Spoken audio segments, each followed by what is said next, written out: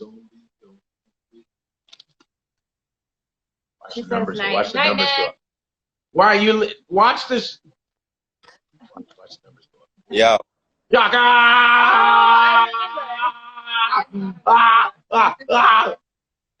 How are you? Yeah. Good? What up, man? Yeah, like 300. What up? Yeah, Americans can travel to Tanzania. Tanzania, there's no lockdown. No lockdown? No lockdown or nothing. The only problem is depending on the airline that you're going to fly on. You might have to get one of those. Visa situation. So, but you can get a COVID test where them take your blood, like a small amount. It's bullshit.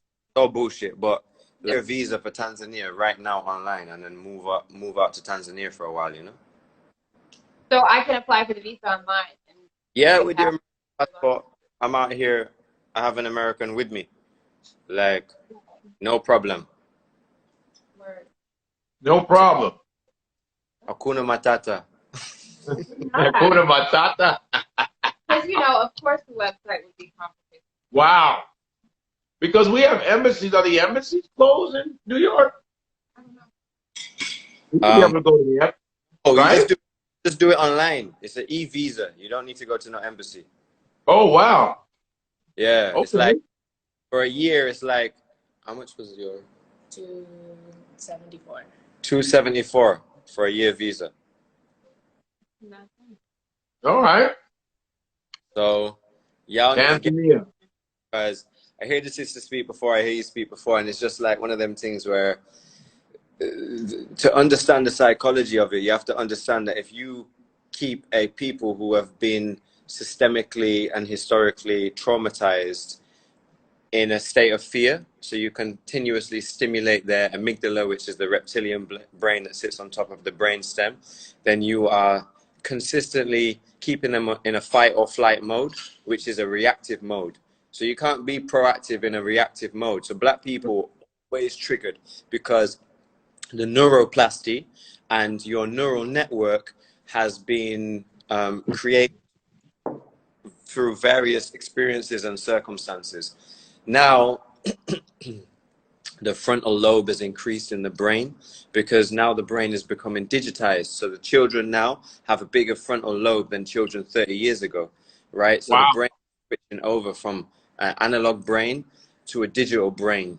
And the digital brain has difficulty differentiating between something that is visually projected through a electromagnetic medium and something that is actual reality. That's why people become addicted to porn, because they can't see the difference between that when they're simulating themselves and having real sex, right?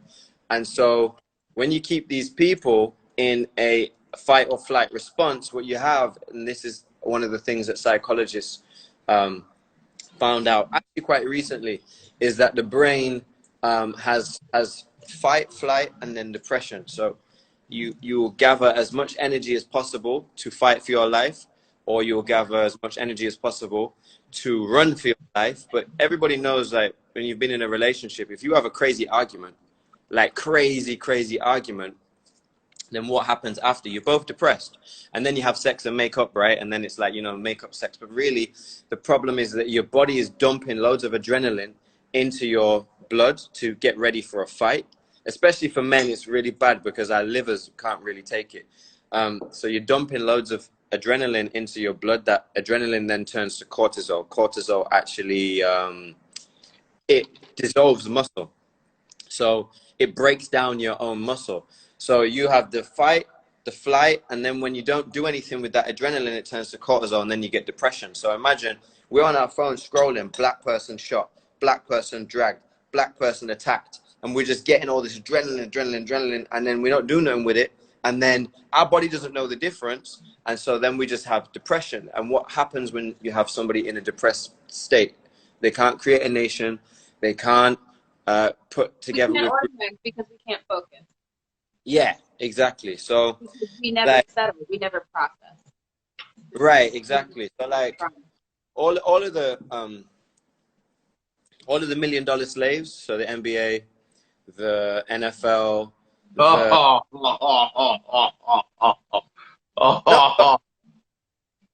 was Would speaking. you say? Would you say the soccer players too? All of them. Don't know black people own no soccer teams. Nah, you're right.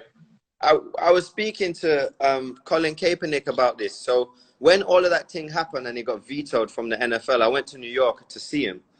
And Yeah. he was telling me about the selection process for the NFL.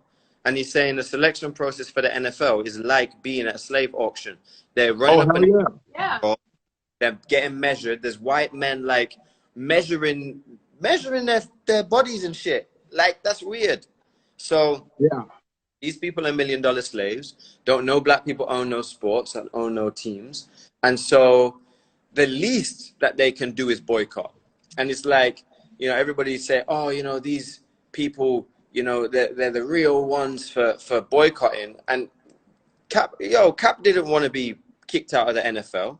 He wanted to use to raise awareness. He didn't want to be kicked out of the NFL because it doesn't make sense if he can have a platform to speak to many, many people about social injustice, racism, etc., to be kicked out of it. But then at the same time, the boycotting these $1 million athletes is the least they can do is boycott, because it's not like they live any normal Negro life. Like, they don't at Walmart or Target or anything like that. So it's like, if you don't turn up to work and you're not going to get paid, you know, $20 million this year, you're only going to get paid $5 million this year, then motherfucker, don't act like you're doing everybody a favor. That's what you should do. And if you had any sense, you would start your own league, because as you said, ain't no white boy's going to jump higher or run faster. Hell no. The strength is there. Hell no. They ain't doing none of that. Everything's there. I think you're right. I just think that we are in a suspended state of psychological trauma at the same time that we're ill-equipped to compartmentalize all the trauma that comes with being trapped here during a pandemic. I mean, bullshit. There's just... Wait. But also, too, I think that we don't believe that we can actually do for ourselves sometimes. It's like they've trained us to not really believe in ourselves. That's why sometimes our businesses be all janky and shit. Look at that. Look, wow, that's where you are. Wow. Okay, we get it. We get it, man. All right. Rub it in our face. You're always doing that. All right, rub it in our face. Thank you. No, appreciate you. I'm showing you that to say, like, for $100 a night, you can be here. $100 a night. That's what people don't understand. I was looking up Cape Town today because I have friends there, and I found a beautiful flat, the equivalent of like $84 US a night. So was that a hotel? No. It's a villa. It's like a whole big 5-bedroom something. Damn. I got this all wrapped up. Much cheaper over there. We're paying. Oh. Wow. Everything. Nice. Maybe Hawaii. I think Hawaii, Australia, maybe. I heard Cap. Wait, if they're $1 million slaves, what are? Whoa. What are? But listen. I'm saying this to you to say, there's places. No. Someone just said this. If they're $1 million slaves, what are we? Well, we're $1,000. Yeah, I mean, if you're working for your whole life, now just think about it like this. If you're working for your whole life for a European business, for European interests, in a black area that's owned by Europeans, so really it's just a European area, paying taxes to a European system that goes around and colonizes the world on their behalf at your expense, then yeah, you're a slave as well. That's why I say America's a fucking zoo, man. I mean, it's the same shit I try to tell these orchestras. They like to be upset that they're not relevant. I'm like, but you build your venues in black neighborhoods. Baltimore Symphony. You know, she's a classical musician. My mentor, one of my mentors is one of the best classical pianists in the world. He's a composer as well. Black man called Paul Gladstone Reed. She knows him. I know of his work. She knows of him, but she knows a lot of black classical people. That's all she's. Like, there's a weird it's a very complex situation because you have Black people that feel like, all right, it's time for me to speak up on behalf of Black composers everywhere, but they are hired by, and they're on salary, and they're hired by these orchestras. And so when I come in as a freelancer who's not signed with anybody, who's not contracted to any orchestra, and I'm like, your shit is irrelevant, they spiral out because it's this paradox of being aware of the bullshit and awake, but locked into this system. And then that spreads to everything else, which is why mainstream did not know about the Chevalier St. George until Godfrey did the video about it. Did you see that video? Which one? The show with her playing the violin. No. It's the first one on my thing. It's the newest one on my thing, and we talk about Chevalier du Saint George, who was a Black composer in the 1700s, who was really making Mozart look like a fucking dickhead. But there are institutions, and there are Black people on behalf of these institutions who have been trying to make the rest of the world know about this composer for 20, 30, 40 years, and we did it in one fucking video. It's like, until you, I don't know how to fight conditioning like that, which is why which is another reason why I'm like, I'm out, because he wants to get the fuck out of America. You know what I mean? The bandwidth is too small. We're done. I mean, the other thing is are you familiar with Stockholm syndrome? Of course.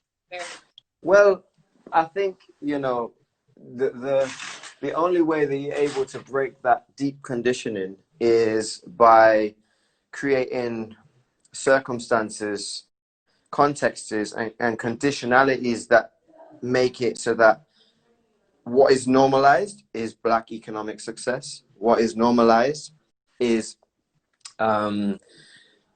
economic progression, and what is not normalized is Black people being murdered, and you watching it on your phone and not being able to do anything about it. It's like, I'm sick and tired of people who have Stockholm syndrome, who can't break the conditioning, saying, "Oh, our government needs to do better." It's like the word Latin in for mind control in Latin is government. So it's like, government, that's what they're there for. Like religion is ligre is the root word, which means to bind, and religion to rebind, to bind back the soul to the law of the priest, which is ultimately your land is owned by the king. So the priest and the king, which is the two pillars, end up owning your soul. And that's why when you're born, you're given a birth certificate, which is just a collateral debt obligation that's floated on the stock market, of which they print out money for. It's called quantitative easing. They float it on the stock market, and your soul is owned when you are saying, "I am not worthy. God is the greatest. I give all power to God." But it's who's God, and what language are you speaking these incantations, these spells in? You're not speaking Yoruba. You're not speaking Wolof. You're speaking in English. Or you're saying, or you're speaking in Arabic, and you're saying, "My soul is not worthy. Forgive me, for I have sinned." And who are you asking for forgiveness for? And whose energy are you? Who are you giving energy to? You're giving energy to a colonized language. You're giving energy to a colonized system, and you're giving energy to a colonized religion. So I would say this: if anybody who's in here, if you haven't read at least 100 books written by African authors, you have a problem. Like, you can't be able to understand or have the capacity to understand anything outside of your conditioning through the fear-based amygdala stimulating fight or flight response media. You ain't able to teach anybody anything outside of your own country, which isn't your country. You're just slaves on the plantation there. And until you have a friend circle or a friend group that has the capacity to think, you know what, actually, it's not about, you know, putting this $5,000 into, you know, trying to get some car, or trying to get some champagne, or trying to get some new Jordans or whatever. It's about putting this money together. You get, you know, your little group of friends, and you save money. Like in Jamaica, we had a thing called partner, and partner would be, you would all put money. So like 20 of you would all put money every single month into a pot, and you would wait until that money accrued enough to be able to buy a house. You would buy that house for that person, and then that person who's in the new house is keeping on putting money into the pot until everybody can buy their own house. A lot of people in the USA now, I don't know. I have been traveling Africa for like 5 years now, and what I've learned is that the African Americans who go to Africa, they don't want to go back to the US ever. That was all a myth about you know. I didn't. That's what I'm saying. But I want to say, because this conversation is so centered around men, that as a Black woman, my experience in Africa is going to be totally different. And I need to know that when I go over there, the Black men that are around me, American Black men that are around me, have my back, not just as far as physically, but also like, I'm an independent woman. I've worked my fucking ass off, because when I go over there, it's a hot 30 years behind for me. And it was a really fucking trippy experience because I didn't want to leave. That's how bad it is in the States. With everything, I didn't want to leave, but at the same time, it has to be acknowledged, because it was like a fucking time warp, and it wasn't safe for me. And as a woman, I was there touring with supposedly some of the safest people in the world, and I wasn't even allowed to walk the grounds of the arena as a woman alone. I wasn't allowed to leave my hotel room as a woman alone. And it's like, it's a very heavily patriarchal society, and it comes from religion. So we can discuss and we can talk about that, but I just don't, that can't be left out of the equation. So many times I have these conversations with people, and it's heavily male, and it goes that way. And we kind of get lost in the sauce. People don't want to acknowledge that with any culture, there are nuances that work for some people and don't work for others. And right now, as a Black woman in the U.S., we're talking about protecting the Black woman. We're acknowledging, you know, the discrepancies, the flaws. I'm not trying to move over there and have the same shit plus 30 years behind. You know what I'm saying? Where did you go? Where'd you go? South Africa? Where were you? I was in Johannesburg, Cape Town, and then for a while I was just off the coast of North Africa, close to Reunion, around that area. So that's where she was. North and South Africa. All right, so I've not been to Tanzania though. There's one thing though, is like you said about the religion thing, especially in Arab countries or Muslim countries. You ain't gonna be able to escape that, because those countries are heavily entrenched in, as much as, you know, the USA has been enslaved, Arab African countries are way worse. Like, I mean, that's my point. That's what I'm saying. We have to talk about protecting, advocating. Like, I'm sorry, but I'm not just gonna, that's a shit choice. I'm not gonna choose between racist trauma in the US and male trauma in Africa. That's fucked up. There's gotta be a better way. There has to be a balance. Can you see me? You know what I mean? What? Is it working? He's back. I can see you. Yeah, we can see you. No. But this is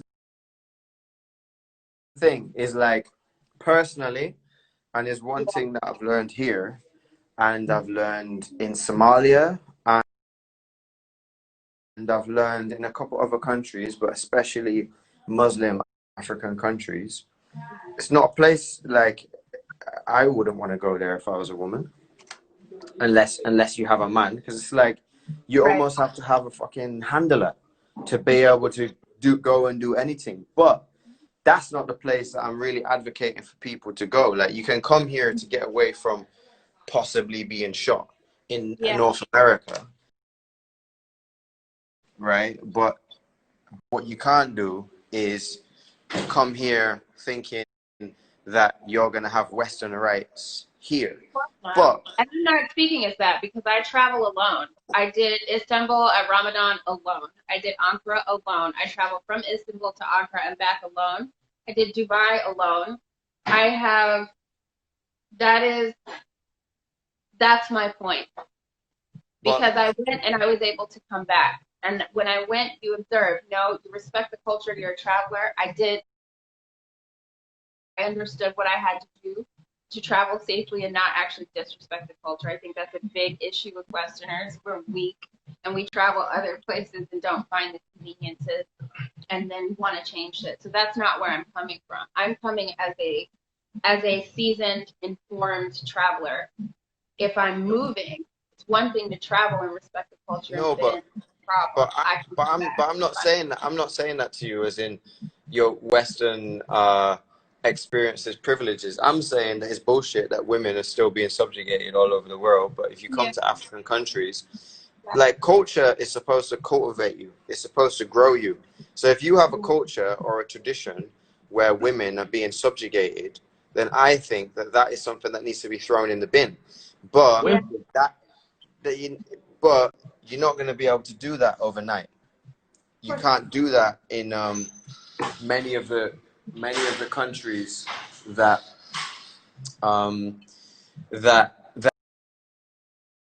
you would like to travel to, because they're not going to change. But there are many countries that are really cool. Like Ghana's really, really cool. Like if Cardi B's going to Ghana and skinning out in her bikini, then you're going to Ghana. Yeah. Truth be told, you'll be able to go to Ghana and be fine. Ghana's not like that. Ghana's really progressive. And that's why I say to everybody, the first experience that they should have of Africa is Ghana. It's unfortunate that Ghana is shut right now. But Ghana is really peaceful, really progressive. Everybody's cool. Like even the police, like the policemen, they're like, I don't know how to, they're really sweet. I don't know how to how to explain it, but like they just ask you like how your day is. Sometimes they want a little something, but it's only like $2 or $3. They just want to give me some money and I will not kill you. Come on now, give me some money. I swear to God, I won't beat you to death. Just give me some money. I ain't seen none of that. In fact, it was some years ago in Ghana. I think it was a soldier or a police officer killed somebody, and the people dragged him out of his station or dragged him out of his house and killed him in the street. Let's go. They weren't waiting for, he shouldn't have killed the person that he killed. They weren't waiting to see what happened, and nobody got charged for doing that. But the color of change petition. Let's just go. I like that. I like that. Go. That's how cops should be dragged out when they're doing fuck shit. They should be dragged the fuck out and stoned if they do if they're horrible like that. Don't do crazy shit. Like just be nice, and if you are gonna try to be mean, then realize you're just one person on the earth. You're not an army on yourself. So I don't know. I do believe in, to a degree, mob justice. Like I don't believe in, we should go through the courts where they wear the white people wigs and then they're going to decide, that they're going to give you, like, look at the sentences that people is getting for pedophilia. It's like, it's because pedophiles are giving out the sentences. That's why people are raping little girls and getting like a year, 12 months, 6 months, time served. Yeah. Right. Shoot them blood clot. Yeah. I don't believe in rehabilitation programs for people who attack children. Just shoot them blood clot one time. We're done. You don't get another chance for that shit. Right. Traumatizing a little child. You're done. Taking advantage of and assaulting a child, violating a child. Good night. Or cut their things off. Cauterize them. Cut their things off. Cauterize them. I'm for that. They're going to live life as a eunuch now. Yeah. Have fun with that. So look, I'm saying to you guys, the second wave of lockdown is gonna come. Don't get stuck where you don't want to be. If you do come to Tanzania, though, just know as a woman, it's on top. Like you have to like if you're wearing like you can't have your stomach out, you can't be like showing cleavage, any of that stuff. Because if you are doing that, then the interesting thing is like women generally speaking are covered up, like because it's a Muslim country, so they're covered even their hair. They'll wrap up their hair, they'll cover themselves like that, cover their arms, cover down to their feet. The women who are sex workers, they're the ones who have their stomach out or show cleavage. So you're walking on the street wearing what would be worn in America normally, thinking, oh, that's cool. They're thinking she's a sex worker. It was like that in Dubai too. Yeah, which you know is crazy, but I don't know. I all the time have arguments with men, but also like what we were saying before about the basketball thing and the systems in the USA. You can't complain unless you create your own system. You can't complain about this system is trash unless you have a better one that you're working on or a better form of governance. You're buying land, you're creating your own micro ecosystem, factories and social housing, etc., town hall, constitution, all of that type of stuff. Because ultimately, white supremacy only acquiesce to loss of profit or loss of life. Yep. So they don't care about you. Shut them down. Yeah. We stop playing ball for you, motherfuckers. I mean, if I was a man, I'd be right there with you. Yeah. I mean, no problem. But I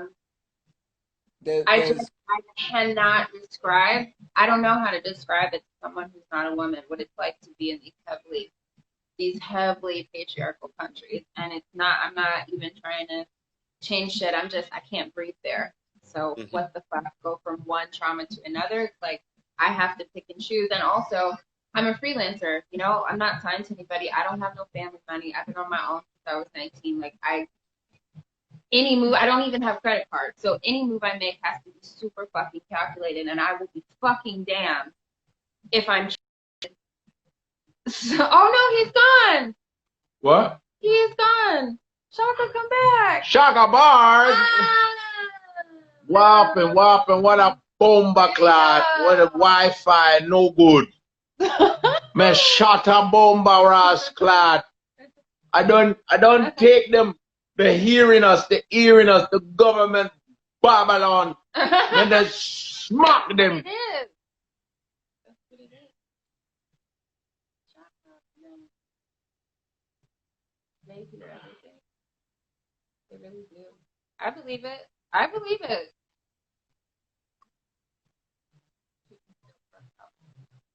Well, I got about 15 more minutes and it'll be 3 hours and I'm done. Oh, shit. Look at, look at how long. Wow. I'm fine covering up.